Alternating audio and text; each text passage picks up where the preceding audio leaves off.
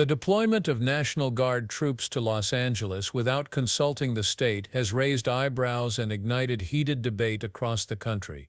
Photographs have surfaced showing these troops sleeping on the floor, left without basic necessities like food, water, or fuel. How did we get to this point? It's a crisis that seems almost impossible to fathom, but the truth may be more complex than it first appears. As tensions escalated in Los Angeles, the National Guard was deployed to support law enforcement officers and assist with maintaining peace, particularly in the face of protesters. Thank the gentleman. Mr. Aguilar. Thank you, Chairman General Calvert. That's right. Thanks to the witnesses for being here. Yes, okay, Private, go ahead. The clock's still moving, Mr.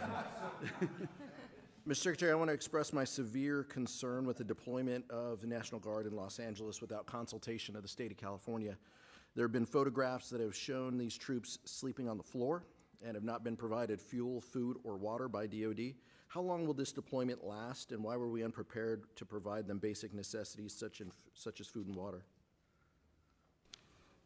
The commanders and troops on the field are very well prepared, sir. They responded incredibly rapidly to a deteriorating situation with equipment and capabilities.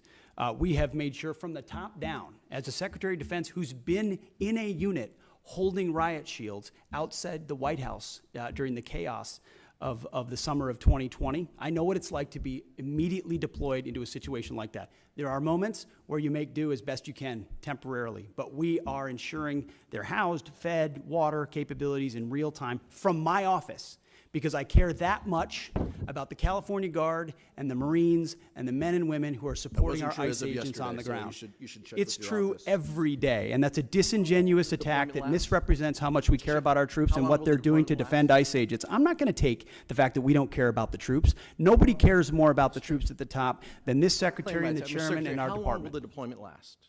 We stated very publicly that it's 60 days because we want to ensure that those rioters, looters, and thugs on the other side assaulting our police officers know that we're not going anywhere. We're here to maintain the peace on behalf of law enforcement Secretary, officers in Los Angeles, appreciate which you Gavin answering the Newsom question. won't do. What is the estimated cost of the deployment for the Guard and the Marines to LA, and where's this funding coming from? Will it be coming from quality of life programs that affect our service members or our families? If you want to wait till I finish Before my I hand it to- question, such as updates, housing and barracks? Before I hand it to Bryn, the insinuation that we're pulling money from housing and barracks in order to fund this is disingenuous and incorrect. I'm just asking. Bryn can give you the numbers, absolutely. So the current estimated cost is $134 million, which is largely just TDY costs, travel, housing, food, et cetera.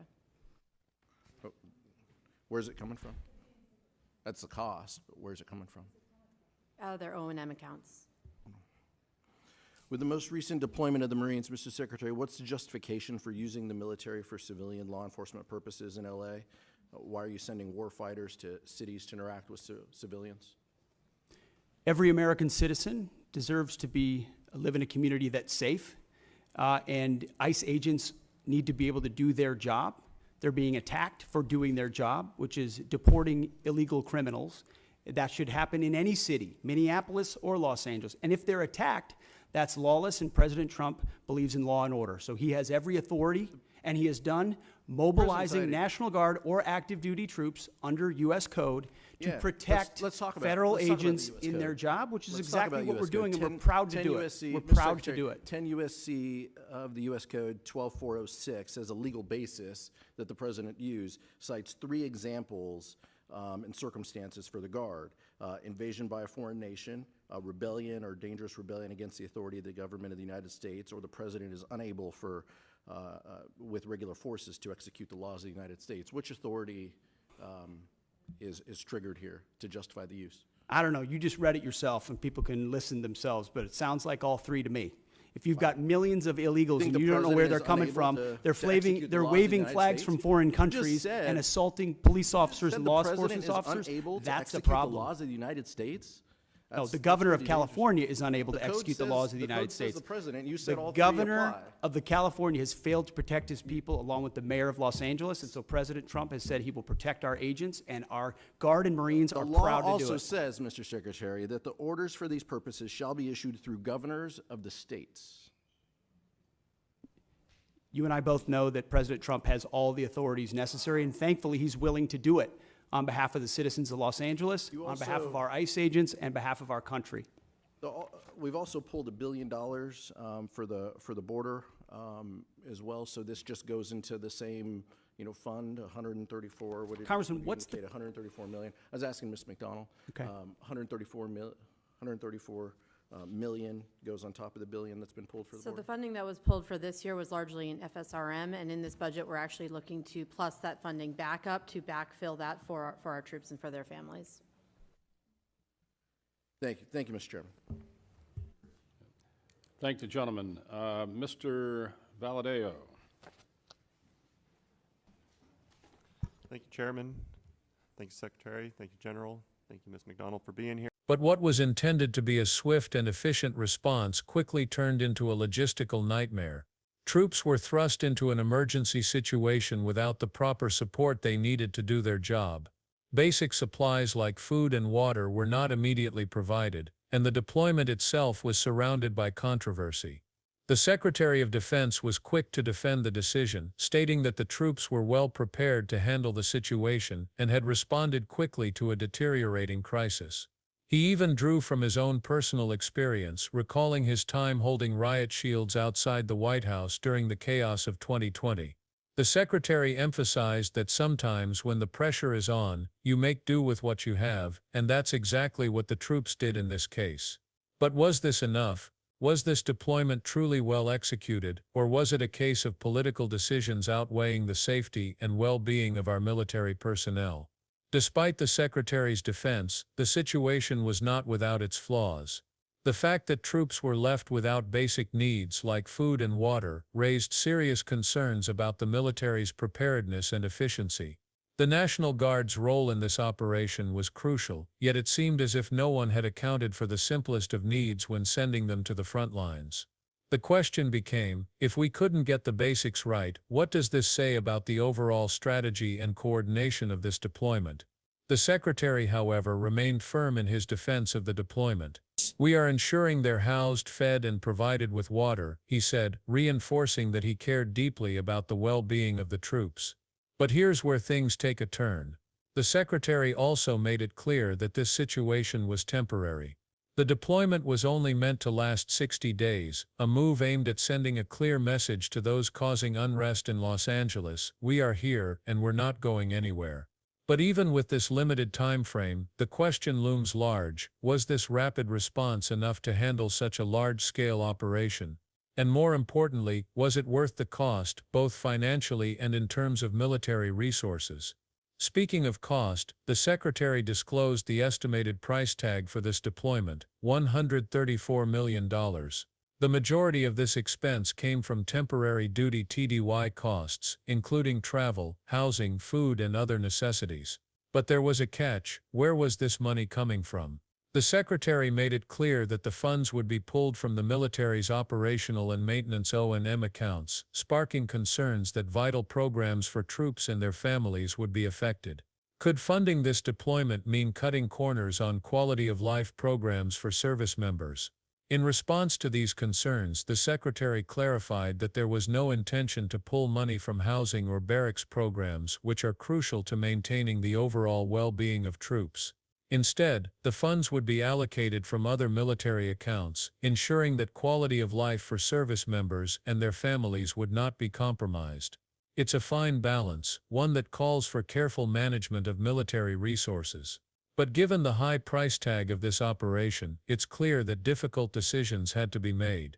Despite these concerns, the Secretary remained resolute in his justification for the National Guard's deployment in Los Angeles. He defended the use of military force in a civilian law enforcement situation, arguing that every American citizen deserves to live in a safe community, and that ICE agents deserve to do their job without being attacked for enforcing the law. The message was clear: this was not just about maintaining order, it was about protecting the men and women who risk their lives every day to ensure the safety of the country. But here's the catch: the use of military force in civilian situations is always a contentious issue. It raises the question, is it ever appropriate for the military to step in and act as law enforcement? According to the Secretary, the justification lies in the fact that ICE agents were under attack while performing their duties. That alone, he argued, justified the deployment of National Guard troops to protect both the agents and the citizens of Los Angeles. And to further bolster his argument, the Secretary pointed to U.S. Code 12406, which gives the President the authority to use military forces in certain circumstances, including when there's an inability to enforce the laws of the United States. The legal basis for this operation was crystal clear, according to the Secretary. But was the situation really as clear-cut as the Secretary suggested? Was the deployment of military forces truly necessary, or was it a political move designed to send a strong message about law and order? It's a question that many are still grappling with. As the conversation continued, the Secretary took aim at California Governor Gavin Newsom, accusing him of failing to protect the people of Los Angeles. The governor has failed to protect his people, he said, adding that President Trump's decision to intervene was a necessary one. According to the Secretary, when local authorities fail to act, it's the federal government's responsibility to step in and ensure the safety of citizens. The accusation against Newsom was sharp, and it wasn't the first time that the governor had been criticized for his handling of the unrest in Los Angeles. So how did this deployment end up costing taxpayers $134 million, with all its logistical failures and political overtones? And what does it mean for the future of federal intervention in local matters? As the situation unfolds, one thing is clear: the National Guard's presence in Los Angeles is a symbol of the ongoing tension between local and federal authorities. It's a situation that raises more questions than it answers, and one that will continue to spark debate for months to come. In conclusion, while the deployment of the National Guard may have been intended to restore order, it also raised important questions about the balance between federal authority, military readiness, and the well-being of our troops. The stakes were high, the cost was steep, and the political implications were undeniable. Whether this intervention was necessary or an overreach remains to be seen, but what's clear is that this controversial moment will be discussed for years to come. What do you think about the National Guard's deployment in Los Angeles? Was it the right call, or was it a step too far? Let us know your thoughts in the comments below, and don't forget to subscribe for more updates on this ongoing story.